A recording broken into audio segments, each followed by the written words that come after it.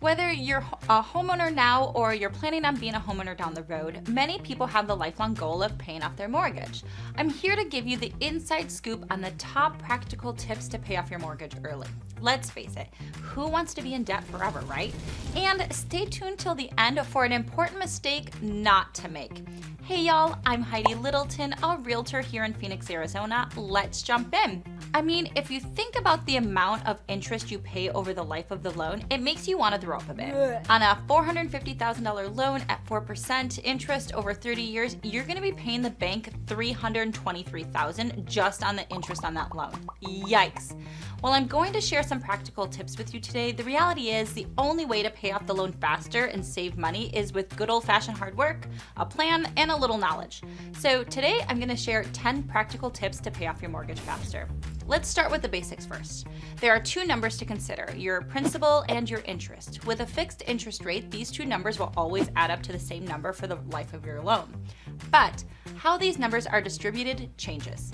In our example, the total principal and interest payment would be about $2,148. Of course, your payment will likely be higher taking into consideration taxes, insurance, HOA, and private mortgage insurance. It's not until year 10 where your interest and principal are about 50-50.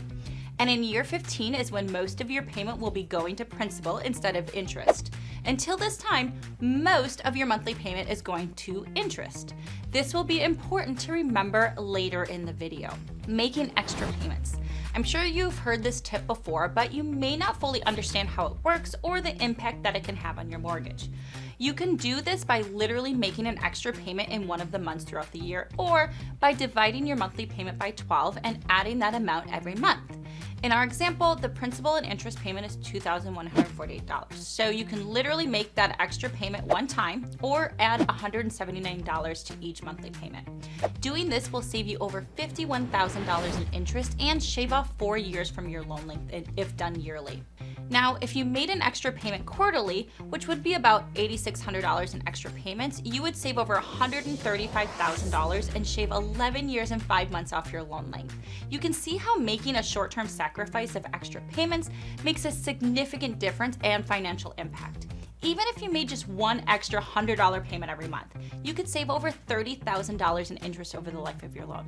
That's like a whole year of mortgage payments saved. Some people suggest making bi-weekly payments, and it has the same effect. It equates to one extra payment a year.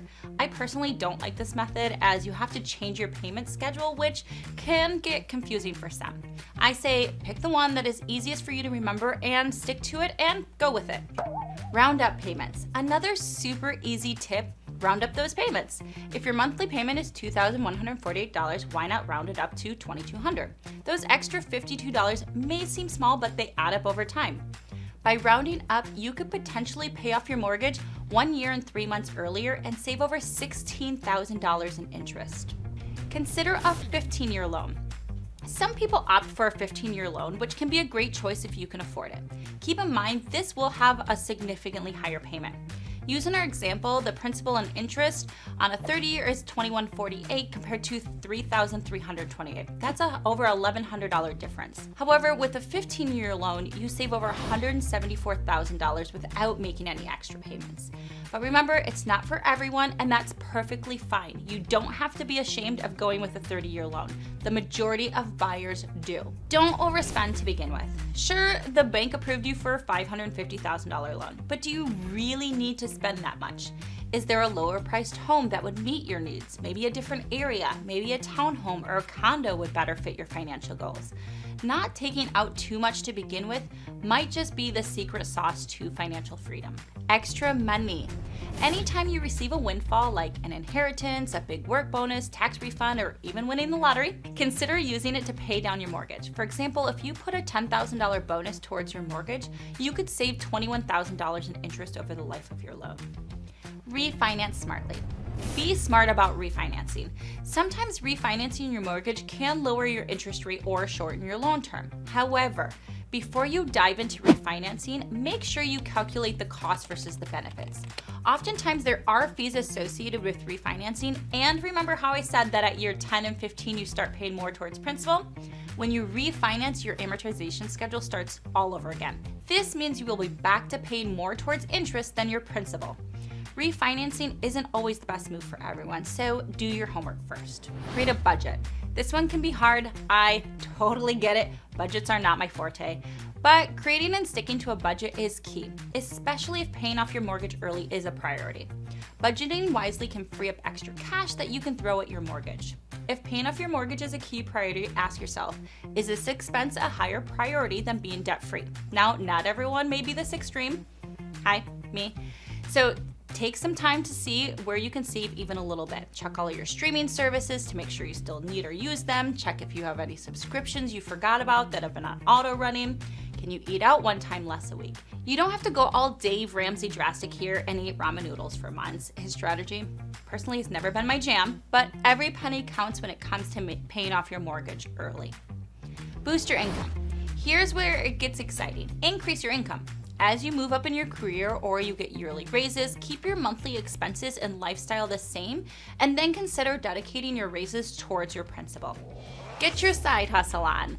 Use any extra income from your side gigs to make those mortgage payments. Whether you're freelancing, selling handmade crafts online, or driving for a rideshare service, that extra income can make a big difference in your mortgage payoff journey. Credit card rewards. You know, those credit card rewards everyone's talking about? Use them. Get cash back on your regular expenses. But remember, every dollar you earn in rewards should go straight into your principal. And it's critical to pay off the balances monthly. You don't want to rack up debt at a higher interest rate. Eliminate PMI. Get to that magic 20% equity in your property to eliminate private mortgage insurance. That's like shedding an extra monthly expense and turning it into mortgage crushing power. If you want to know more about PMI, be sure to check out my other videos. All right, time for that mistake to avoid. Make sure any extra payments you make go towards the balance, not just the interest. This is crucial. You don't want your extra cash going towards interest payments. You want it to reduce your principal balance. So when you make those extra payments, clearly communicate with your lender that you want them applied to the balance. Okay, one more bonus tip. If you have credit cards or car loans that are higher than your mortgage interest rate, I would say focus on getting those paid off first before making extra mortgage payments. You can use these same tips that I gave you today to get that debt paid off faster, then move on to tackle your mortgage. Paying off your mortgage early is possible with a bit of strategy and discipline. And remember, it's not always the top priority for everyone, so assess your own financial situation, understand how your amortization schedule works, make extra payments whenever you can, and consider your options like a 15-year loan. It's not about depriving yourself of life's pressures or drastically changing your lifestyle. Even small extra payments make a big difference. If you found this video helpful, go ahead, give it a thumbs up, and don't forget to subscribe for more real estate tips and tricks. Until next time, happy house hunting.